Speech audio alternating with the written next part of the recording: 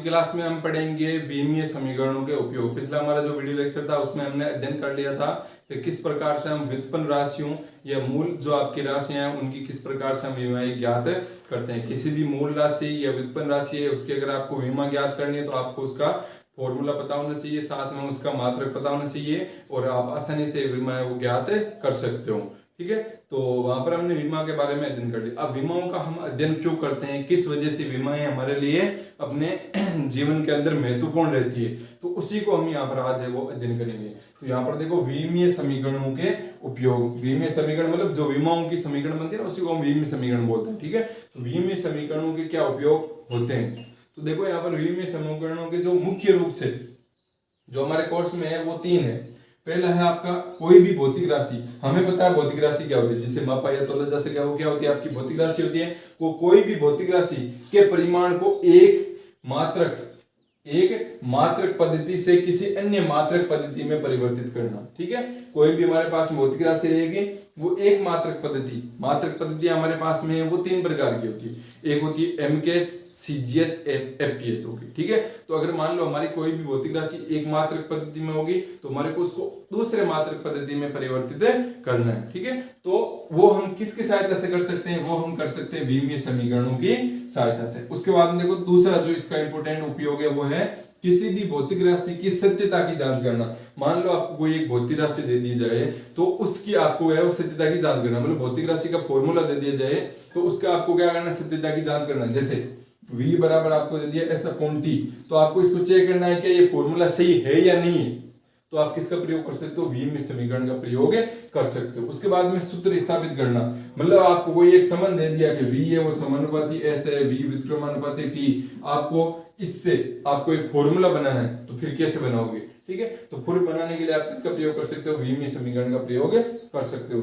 तो अभी हमें वो इसमें जो हमारा पहला टॉपिक रहेगा कि किसी भौतिक राशि के परिमाण को एक मात्रक पद्धति से दूसरे मात्रक पद्धति में परिवर्तित करना, उसका हम यहाँ पर अध्ययन है वो करेंगे। ठीक है, फिर बाकी आगे जो हमें वो करते जाएंगे। तो पहले हम इसी को अध्ययन कर लेते हैं। ध्यान रखना है कौन सी टॉपिक है आपका, एक मात्रक पद्धति से दूसरे मात्रक पद्धति में परिवर्तित करना भौतिक राशि के परिमाण को। ठीक है, तो उसको कैसे परिवर्तित करते हैं, तो पहला जो इसका उपयोग है वो करते हैं।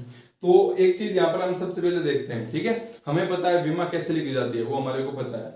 अब यहाँ पर देखो कोई भी भौतिक राशि होती है, भौतिक राशि जो होगी तो भौतिक राशि का मात्रक मान लेते हैं एक बार के लिए u है। क्या है आपका u, भौतिक राशि का मात्रक वे संख्यात्मक मान,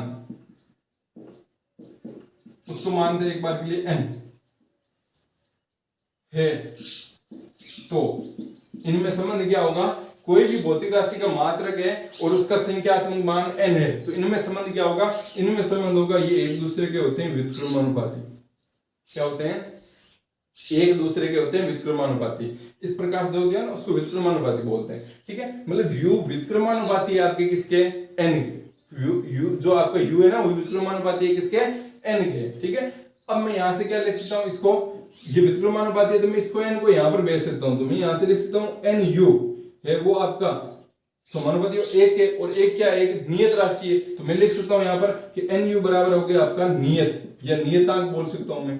ठीक है भाई, nu भाई आप कैसे कर सकते हो, देखो एक बार के लिए देखो, जैसे v बराबर s/t, तो यहां से आप क्या लिख सकते हो, t को इस साइड भेज सकते हो, नहीं सकते हो, vt ऐसा लिख सकते हो ना, इसको भाई vt लिख सकते हो ना, ऐसा कर सकते हो ना। तो वही ये समानुपाती चिन्ह है, समानुपाती जब भी चिन्ह हटेगा तो एक बराबर आएगा, बराबर का चिन्ह आएगा और वहां पर एक नियतांक आएगा। ठीक है, उसके बारे में अध्ययन करेंगे। यहाँ पर जब n यहाँ पर आ सकता है ना, यहाँ पर तो n यहाँ पर आ जाएगा, इसको बराबर मान लिया, यहाँ पर एक नियतांक आएगा, जो भी मान लो एक नियतांक आएगा, और इंटू एक है, ये भी एक नियत है, तो हम बोल सकते हैं पूरा आपका क्या हो गया, नियत राशि होगी। नियत राशि मतलब नियतांक है, स्थिर राशि मतलब चेंज नहीं होगी बार बार, ये चेंज हो सकता है, ये चेंज हो सकता है, ये चेंज नहीं होगी। ठीक है, तो कहने का मतलब क्या हुआ, कोई भी भौतिक राशि है उसकी संख्यात्मक मान और उसके मात्रा को गुणा करोगे तो वहां पर आपको क्या मिलेगी, हमेशा एक नियत राशि मिलेगी। ठीक है, अब देखो क्या मतलब हुआ वो भी तो हम समझते हैं ना।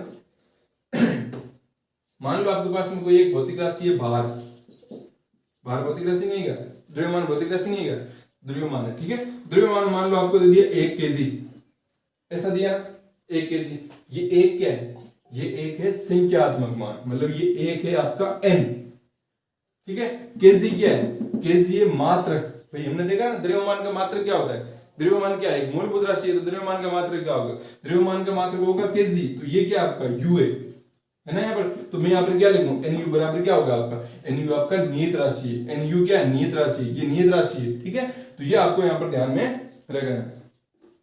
अब मान लो कोई एक हमारे पास में भौतिक राशि Q है, हम यहाँ पर Q मान के चलेंगे भाई, बार बार नहीं चलेंगे क्योंकि हमारे को सबके लिए याद करना है, ठीक है। पहले हम फॉर्मूला निकाल रहे हैं कि किस प्रकार से हमें एक भौतिक राशि की जो परिमाण है उसको एक मात्रक पद्धति से दूसरे मात्रक पद्धति में परिवर्तित करेंगे, भौतिक राशि एक ही रहेगी। तो माना भौतिक राशि Q है जिसका एक मात्रक पद्धति में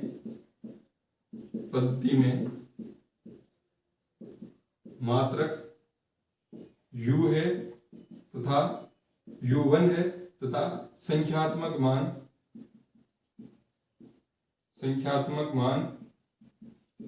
N1 है।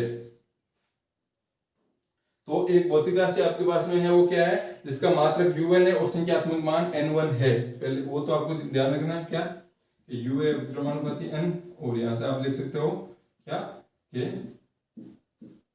UN बराबर नियतांक, ठीक है। ये ध्यान रखना। अब देखो आगे, देखो आगे क्या होगा। माना एक हमारे पास में भौतिक राशि Q होती है जिसका जो मात्रक एक पद्धति में, कोई भी एक पद्धति होगी, कौन कौन सी पद्धतियां? 3 पद्धतियां हमारे पास में कौन सी होगी?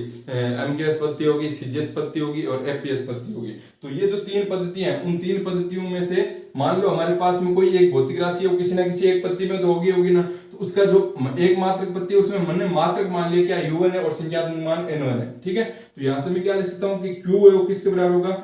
N1 U1 के बराबर हो। कैसे लिखा मैंने यह? जैसे मान लो माना भौतिक राशि है, भौतिक राशि कौन सी? Q है। तो यहाँ पर मैं मान लेता हूँ भौतिक राशि बाहर है हमारी, द्रव्यमान है, तो मैं द्रव्यमान बराबर क्या लिखूं? अगर 1 kg लिखूं, इसका मतलब क्या है? ये बाहर है, बाहर क्या है? बाहर एक भौतिक राशि है, मतलब Q को प्रदर्शित कर रहा है। ये क्या है? ये एक संख्यात्मक मान है, मतलब N1 को प्रदर्शित कर रहा है। ये क्या है? kg है, मतलब kg क्या है? मात्रक है। मात्रक क्या है आपका?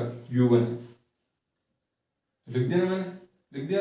और ये kg2 कौन से में? kg है, इसका मतलब ये कौन सा? MKS मात्रक पद्धति है। अब इसी प्रकार से मान लो मैं एक लिखूं आगे, क्योंकि इससे तो मेरे को किसको करना है? इसको चेंज करना है kg को। ये MKS से मान लो मेरे को CGS में या FPS में चेंज करना है, तो फिर मैं कैसे लिखूंगा? तो उसके लिए मैं लिखूंगा यहाँ पर आगे के माना दूसरी मात्रक पद्धति में। अब जो भौतिक राशि है ना वो सेम टू सेम यही रहेगी, ठीक है। ध्यान रखना, सेम टू सेम यही रहेगी हमारे पास भौतिक राशि। तो यहाँ पर मैं लिखता हूँ आगे कि माना दूसरी मात्रक पद्धति में मात्रक U2 वे, मात्रक, इसको समीकरण 1 दे दो। मात्रक U2 वे मान संख्यात्मक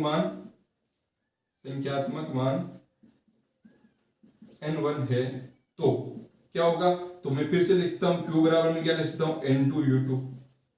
ऐसा कर सकता हूं मैं, N2 U2 कर सकता हूं। इसको दे दो समीकरण नंबर 2, ठीक है। ये 2 बातें हमारे को यहाँ पर अभी पता चल चुकी है। भाई हम लिख सकते हैं ना भाई, भार है वो क्या कितना आपका 1 kg है, ठीक है।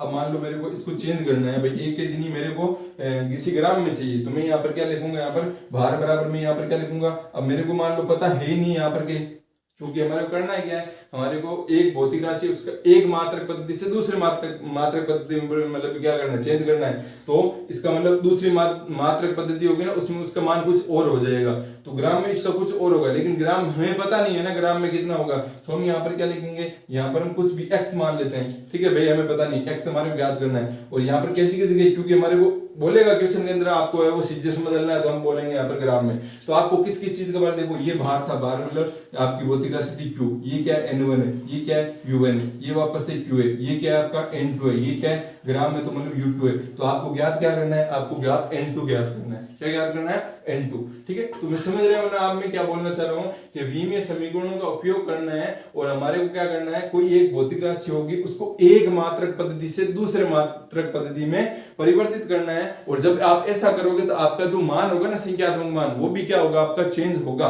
तो उसी चेंज को कितना होगा चेंज, तो उसी को ज्ञात करने के लिए हम ये सारी इतनी सारी प्रोसेस है वो कर रहे हैं। तो पहले तो मैंने आपको ये चीज बताई थी कि भाई यू ए व्युत्क्रमानुपाती होता है 1/n के, फिर यहाँ पर यूएन है वो बराबर नियतांक हो गया, मतलब यूएन मान आएगा वो नियतांक आएगा, ठीक है। फिर इसके आधार पर हमने यहाँ पर लिख दिया, और ये तो नॉर्मल सी बात, आप बोलते हो कि बाहर कितना है, आप बोलोगे 50 kg 60 kg, 60 क्या है संख्यात्मक मान, केजी क्या है यूएन है, ठीक है, और बाहर है, बाहर क्या है भौतिक राशि है, तो उसी आधार पर हमने हमारे दैनिक भाषा में जो हम यूज लेते हैं उसी के आधार पर हमने ये लिख दिया। बस यहाँ पर हमने ये कोई केजी वेजी नहीं लिखा, सीधा यहाँ पर हमने मान लिया एक बार के लिए, क्योंकि हमारे को सब के लिए लागू करना है, यहाँ पर कोई द्रव्यमान के लिए भौतिक राशि के लिए नहीं, तो इसलिए हमने लिखा। अब देखो समीकरण 1 और 2 से ये क्यू बराबर है, इसका मतलब ये बराबर हो गए भाई, ये वाली साइड बराबर है, लेफ्ट हैंड साइड बराबर तो राइट हैंड साइड बराबर होगी, तो यहाँ पर मैं क्या लिख सकता हूँ समीकरण 1 व 2 से, समीकरण 1 व 2 से, समीकरण 1 व 2 से मैं क्या लिख सकता हूँ कि n1u1 है बराबर होगा n2u2 के, n1u1 है वो बराबर होगा n2u2 के बराबर होगा, ठीक है। अब देखो मैंने आपको क्या बोला है कि हम भौतिक राशियों के लिख सकते हैं मात्रक, और मात्रक से हम क्या लिख सकते हैं, मात्रक से हम लिख सकते हैं विमा, लिख सकते हैं ना, मात्रक से हम क्या लिख सकते हैं विमा। ये तो बात हमने की है पिछले वीडियो लेक्चर में कि कोई भी भौतिक राशि होगी, जैसे मूलभूत राशियां होगी चाहे व्युत्पन्न राशि होगी, उन व्युत्पन्न राशियों को हमारे को क्या लिखने पड़ते हैं मात्रक। अब मात्रक हम कैसे लिखते हैं, फॉर्मूला जब पता होता है उसके मात्रक लिखते हैं, और उन्हीं से हम क्या निकाल सकते हैं विमा। तो इसका मतलब क्या मैं यहाँ पर मात्रक के विमा लिख सकता हूँ। अब पहले बताओ मेरे को मात्रक है कौन से आपके, n1 है u1 है n2 है u2 है, कौन से मात्रक है, n1 है आपका, n1 क्या संख्यात्मक मान है, मतलब मात्रक नहीं, मात्रक कौन सा है, मात्रक u1 है, मात्रक कौन सा है, मात्रक u2 है, ये रहा मात्रक u2। इसका मतलब मैं u1 और u2 की है वो क्या लिख सकता हूँ, विमा लिख सकता हूँ। तो लिखूंगा मैं यहाँ पर u1, तो यहाँ पर मैं लिखूंगा माना u1 बराबर ये u1 की विमा, u1 की विमा, ये सीधा लिख देता हूँ u1 बराबर लिख देता हूँ, ठीक है। तो u1 बराबर में क्या लिख सकता हूँ, u1 बराबर वही विमा लिखने का तरीका क्या है, कोष्टक करो यहाँ पर mlt लिखो, बंद कर दो, विमा लिख गई। पावर लगानी जरूरी है क्योंकि जो mlt के ऊपर लगती है ना घात, उसी को हम विमा कहते हैं असल में। तो यहाँ पर देखो mlt लिखता हूँ, mlt लिखता हूँ। अब क्या यहाँ पर आपको केजी ग्राम भार कुछ दे रखा है क्या, नहीं दे रखा है ना, इसका मतलब हमारे को अभी ऊपर m के ऊपर क्या आएगा वो हमें पता ही नहीं, तो एक बार के लिए हम मान लेते हैं, क्या मान लेते हैं, यहाँ पर a, यहाँ पर b, यहाँ पर क्या c, मतलब m की पावर a, l की पावर b, t की पावर कितनी मान ली हमने c। भाई पता नहीं है हमारे को कि द्रव्यमान कितना है, कितनी लंबाई है, कितना समय, क्यों, क्योंकि हमारे को तो आगे फॉर्मूला निकालना ना ताकि हम सबके लिए काम में ले सके। जब हमारे को बोला जाएगा कि आपके m की उत्पत्ति है, c की उत्पत्ति है, अभी क्वेश्चन करेंगे तब भी समझ में आपके आ जाएगा। तो u1 बराबर ये हो गया हमारा ये वाला, ठीक है। अब आगे देखते हैं हम, आगे इसी प्रकार से मैं लिख सकता हूँ भाई u2 भी तो मात्रक है, तो u2 बराबर मैं क्या लिखूंगा, वापस से mlt लिख दूंगा। अब इसकी पावर क्या होगी, इसकी पावर भी यही होगी same to same, a b और c, ठीक है, यही होगी इसकी। क्यों होगी, क्योंकि u1 एक मात्रक पद्धति है, u2 एक मात्रक पद्धति है, मात्रक पद्धतियां चेंज होने से विमाएं चेंज नहीं होती है। क्या नहीं होती है, मात्रक पद्धतियां होगी उनके चेंज होने से विमाएं चेंज नहीं होगी, आपको ध्यान में रखना है। कोई भी मात्रक है केजी है, ठीक है, तो इसका जो भी मात्रक आएगा ये m1 आएगा, विमा आएगी, और आप ग्राम लिखोगे तो इसकी भी विमा m1 ही आएगी, ठीक है, क्योंकि ये भी भार है, ये भी भार है, और भार के लिए हमें पता है विमा है वो क्या आती है, m1 आती है। बस हम इसके आधार पर लिख नहीं सकते, लेकिन आपको यहाँ पर ध्यान में रखना है कि जब तक है वो आपका क्या होगा, मतलब मात्रक है जो आपके मतलब मात्रक पद्धतियां चेंज होने से विमाएं चेंज नहीं होती, इसलिए हमने यहाँ पर a b c लिखा, और में भी a b c लिखा है। इतनी बात क्लियर। अब यहाँ पर इसका मान इसमें रख देते हैं समीकरण में, तो यहाँ पर रखो क्या आएगा, n1 u1 का मान रखो, u1 का मान क्या आएगा, u1 का मान ये रख दो, क्या रख दो, mlt लिखा है ना सही, तो हाँ बराबर क्या हो जाएगा आपका n2, और फिर u2 का मान रख दो malbtc, ठीक है, ये लिख दिया। सॉरी एक मैंने यहाँ पर कर दिया मिस्टेक, कि यहाँ पर आपको क्या लिखना पड़ेगा, यहाँ पर आपको m1 l1 t1 और यहाँ पर m2 l2 t2, ठीक है, ये लिखना पड़ेगा। क्या किया हमने, हमें हमारे पास में ये तो चेंज हो गया ना भाई, m1 l1 t1 भाई कैसे चेंज होगा, अभी हम क्वेश्चन करें तब आपको पता चल जाएगा। आपको ये ध्यान रखना है, आपको u1 है वो मात्रक है, उसकी विमा लिखनी है, तो उसमें आपको m1 l1 t1 करना है, ठीक है, ये करना, ऊपर पावर एबीसी रहेगी, पावर विमा चेंज नहीं होगी। मैंने विमा की बात कर रहा हूँ, विमा मतलब आप एबीसी से जो ऊपर वाली घात है उनको विमा बोलते हैं। तो मैंने अभी आपको बताया था विमाओं के लिए बताया था, लेकिन ये तो चेंज होंगे आपके, क्योंकि यहाँ पर आपका केजी में होगा, यहाँ पर आपका ग्राम में होगा। भाई ये मात्रक है वो आपका कब है, जब किसी एक पत्ती में मान लेते हैं एक बार के लिए एमकेएस पत्ती में, एमकेएस पत्ती में बाहर केजी में होगा, लेकिन ये सिजिस पत्ती में है तो सिजिस पत्ती में ये M2 है वो ग्राम में होगा, तो ये तो चेंज होगा ना। तो ये M1 M2 होगा यहाँ पर, और ये L1 ये T1 होगा, यहाँ पर ये चेंज होगा, ये भी ध्यान रखना आपको। तो यहाँ पर भी मैं कर देता हूँ क्या, ये M1 L1 T1 M2 L2 T2, ऐसे नहीं कि आप M1 L2 T3 ऐसा कर दो, ऐसा नहीं करना, ठीक है। अब देखो आगे इतना कर लिया हमने। अब देखो हमारे को मान किसका चाहिए, मैंने अभी बताया था हमारे को मान N2 का चाहिए। किसका मान चाहिए, N2 का मान चाहिए, क्योंकि N2 क्या संख्यात्मक मान है, तो N2 ही चाहिए हमारे को। तो यहां से देखो मैं क्या करूंगा आगे, यहां से N2 बराबर क्या हो जाएगा, N2 बराबर, इसको नीचे भेज दो इसके, तो यहाँ पर क्या बचेगा, यहाँ पर N1 है ही, ऊपर क्या है आपका, ऊपर है M1 L1 T1 इसकी पावर C इसकी पावर B इसकी पावर A, और बट्टा में फिर क्या है नीचे M2A L2A T2C, तो यहाँ पर क्या है B, ठीक है, ये आगे। अब देखो मैं इसको आगे कैसे लिखूंगा,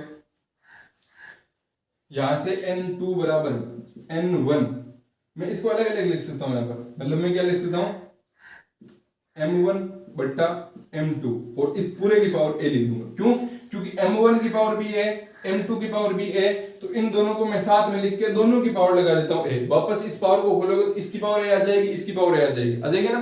तो ये तो आपको कोई कंफ्यूजन वाली बात होनी नहीं चाहिए। अब बात करते हैं इसके आगे की, तो यहाँ पर क्या होगा आपका L1 L2, इन दोनों की पावर क्या हो जाएगी आपकी, इन दोनों की पावर हो जाएगी आपकी B, ठीक है। आगे इसी प्रकार से आप लिख सकते हो यहाँ पर इसको भी, T1 बटा T2 की पावर कितनी हो जाएगी, T1 बटा T2 की पावर हो जाएगी आपकी C।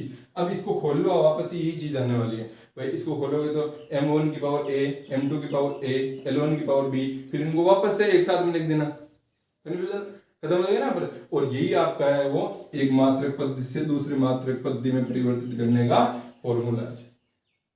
एक मात्रक पद्धति से दूसरे मात्रक पद्धति में परिवर्तित करने का यही फॉर्मूला है हमारे पास में। करना क्या है, आपको एक भौतिक राशि दे रखी होगी, उस भौतिक राशि का आपको एक मान दे रखा होगा एक मात्रक पद्धति में, उसको आपको दूसरे मात्रक पद्धति में बदलना है। तो दूसरे मात्रक पद्धति में बदलोगे तो आपका उसका मात्रक तो पता होगा, लेकिन उसका मान पता नहीं होगा। जैसे 1 kg है, उसको आपको ग्राम में बदलना है, कैसे बदलोगे, आपको पता है 1 kg है, N1 का मान है, U1 का मान है, kg कितने ग्राम में, इसका मतलब U2 का मान पता है, लेकिन आपको N2 का मान पता नहीं है। तो इसका मतलब N2 का मान निकालना, तो ये N2 ही हमने यहाँ पर निकाला। अब मान लो आपको N2 निकालना है तो कैसे निकालो, आपको N1 का मान पता है, यहाँ पर N1 का मान लिख दिया, फिर M1 का मान पता होगा भाई kg में ना, तो आप kg में लिख दो। फिर M2 क्या आपको ग्राम में चाहिए, तो आप यहाँ पर क्या लिख दो, ग्राम लिख दो।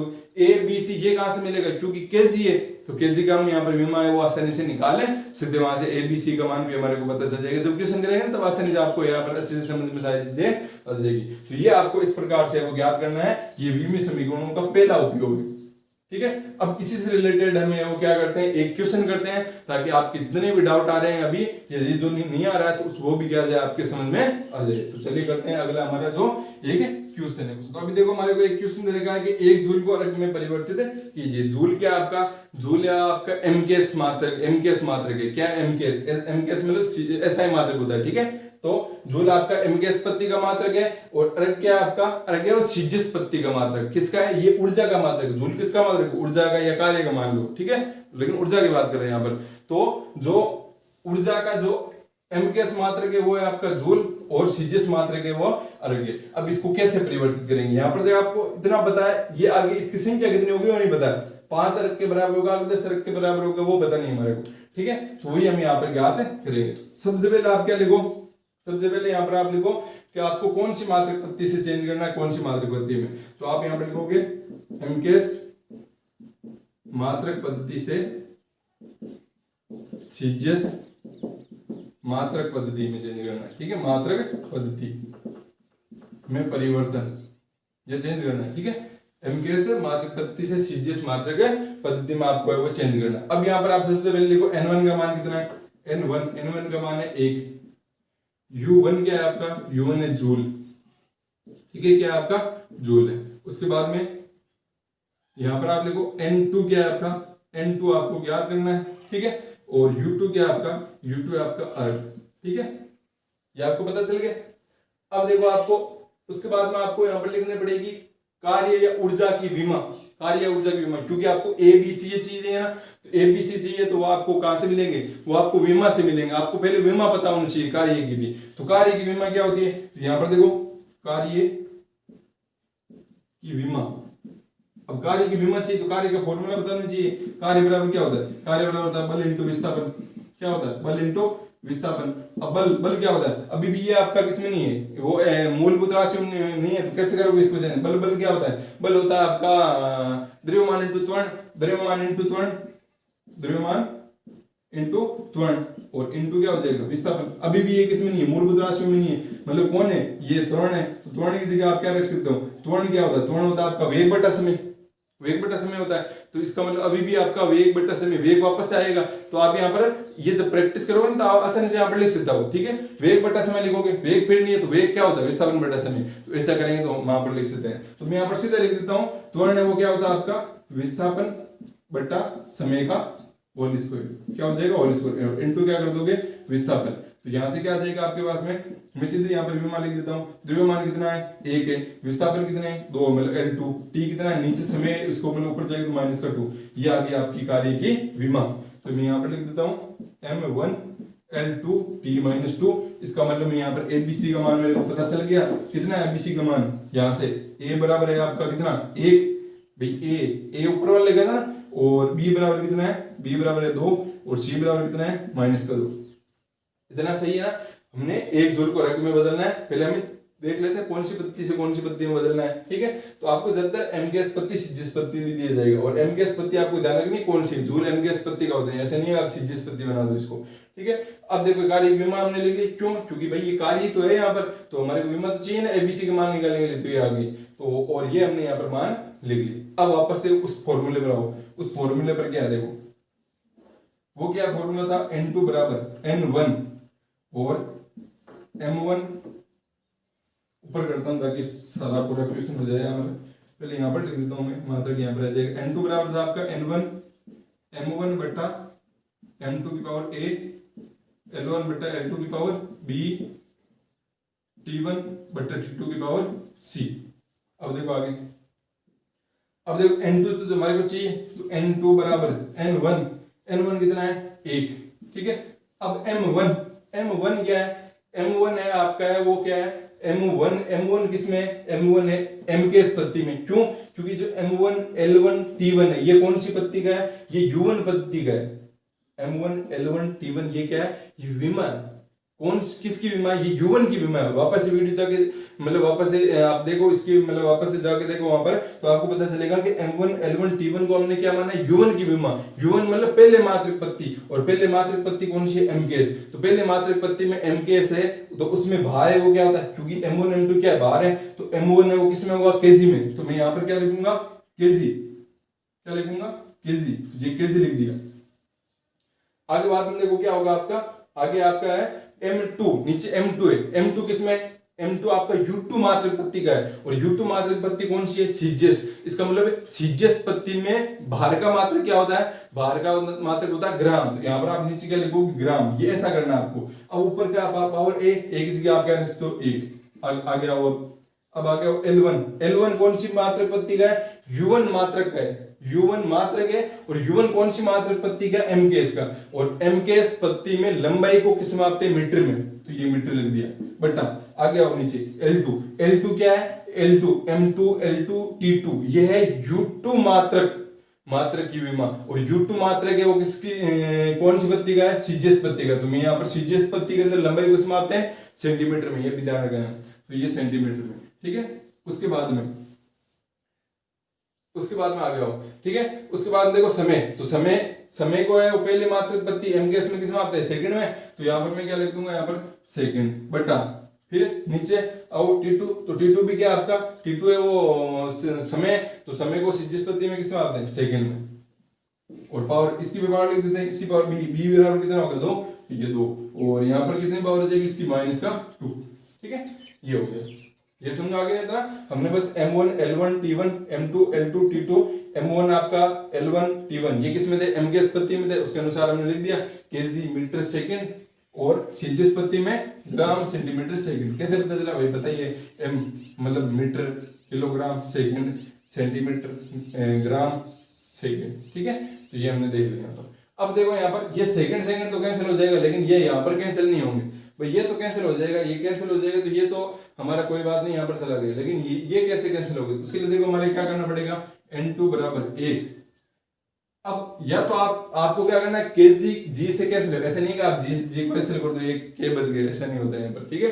ये ग्राम में और ये केजी में। अब आपको यहाँ पर कुछ बात ध्यान रखनी है कि 1 केजी बराबर होता है 1000 ग्राम, बताइए ना आपको, और 1 मीटर बराबर होता है 100 सेंटीमीटर, ये बात आपको ध्यान रखनी पड़ेगी। तो 1 केजी बराबर 1000 ग्राम, तो यहाँ पर आप क्या रख सकते हो, 1 केजी की जगह 1000 रख सकते हो, तो ये आपने रख दिया 1000 ग्राम, ठीक है। और नीचे यहाँ पर क्या आ जाएगा, ग्राम आ जाएगा, भी पहले से है ना, यहाँ पर एम बता दो एक बार, ये लिख दो, और ऊपर पावर 1 हो जाएगी। इसी प्रकार से आप ये मीटर की जगह क्या रख सकते हो, 100 सेंटीमीटर, तो ये रख दिया आपने 100 सेंटीमीटर, और नीचे सेंटीमीटर आ गया, ये पावर 2, और ये कितना हो जाएगा आपकी 1 की पावर -2, ठीक है। 1 की पावर कितनी हो जाएगी, -2 हो जाएगी। अब देखो आगे n2 बराबर, ये कितना आएगा आपका, ग्राम से तो ग्राम कैंसिल हो गया, ये आ गया आपका 1000, कितना आ गया 1000, ठीक है, 1000 आ गया। आगे देखो इनटू, ये कितना आ गया, ये भाई सेंटीमीटर कैंसिल, मतलब 100 की पावर कितनी है, 2 है, तो 100 की पावर 2, मतलब 100 को मैं क्या लिख सकता हूँ, 10 की पावर 2, 100 को मैं क्या लिख सकता हूँ, 10 की पावर 2, 10 की पावर 2 को खोलोगे तो क्या आएगा 100, और 10 की पावर 2 इंटू ऊपर कितना है 2, मतलब कितना आ गया 10 की पावर 4, कितना आ गया 10 की पावर 4, और ये क्या हो जाएगा आपका 1 ही हो जाएगा वापस से, भाई 1 की पावर होगी तो 1 ही हो जाएगा ना आपका, ठीक है। ये इसको 1000 को मैं क्या लिख सकता हूँ, 10 की पावर 3, 10 की पावर 3 को खोलोगे तो 1000 आएगा, और इंटू कितना आ गया 10 की पावर 4। अब देखो n2 बराबर 10 की पावर 3, आधार समान है, आधार समान है घात जुड़ जाएगी, 10 की पावर कितनी हो जाएगी, 4 और 3 कितने होते हैं 7, तो ये 7, n2 का मान कितना आया 10 की पावर 7। इसका मतलब क्या हुआ, इसका मतलब ये हुआ कि 1 जूल है वो 10 की पावर 7 रख के बराबर है, और यही तो हमारे को चाहिए था, यही तो हमारे को चाहिए था ना। तो इस प्रकार से हमने किया। आपको है वो, मैं आपको कुछ क्वेश्चन देता हूं, तो वो आपको करने हैं कि एक न्यूटन को डाइन में बदलिए, ठीक है। ये कोई डराने वाली डाइन नहीं है, ये है आपके मात्रक है, ठीक है। एक बात बता देता हूं, ये एमकेएस मात्रक पत्ती का है, डाइन है वो सीजिस पत्ती का, और ये बल का है, एक न्यूटन का बल का है, ठीक है। दूसरा क्वेश्चन है आपका, एक तो आपको ये करना है कि 1 न्यूटन को डाइन में बदलना है, आपको बताना है कितना आया, ठीक है। आप व्हाट्सएप है उस पर लिख के भेजोगे कि 1 डाइन है, वो क्वेश्चन नंबर 1 नंबर भेज देना, और उसमें मान लिख देना बस, 1 न्यूटन बराबर ये इतना होता है, ठीक है। उसके बाद में आपको एक और करना है, आपको फटाफट से, जैसे कोई क्वेश्चन, चलो आप एक क्वेश्चन करना है, ठीक है। तो बाकी हम क्वेश्चन आगे देखेंगे, तब तक याद रहेगा, अभी याद नहीं आ रहा मेरे क्वेश्चन। तो आज का जो वीडियो लेक्चर होगा उसमें हम इतना ही दिन करेंगे, बाकी का जो दिन है उसको हम अगले वीडियो लेक्चर में कवर करेंगे।